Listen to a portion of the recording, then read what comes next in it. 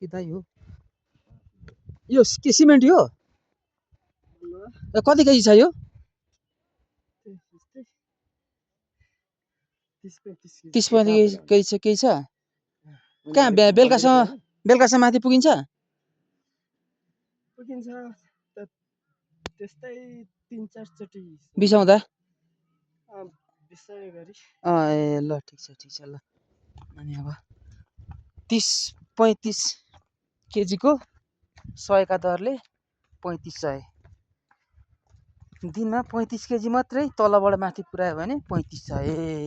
दिन अब महिनाको हिसाब गर्दा 30-90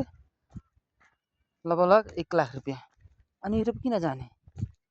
विदेश किन जाने यही छ पैसा बाउलाई डडा ढोको बनी माग्ने नाम्लो बोराको बन्ने अनि आउने केजीको 100 रुपियाँको दरले काब्लेजीमा भारी बोक्न पैसा सस्ता पनि रह्यो चिसो पानी ग्राममा सागसँग भात खाने तरसँग भात खाने सिमेन्ट टिर बल्ल बोक्ने अब अरू केही छैन काम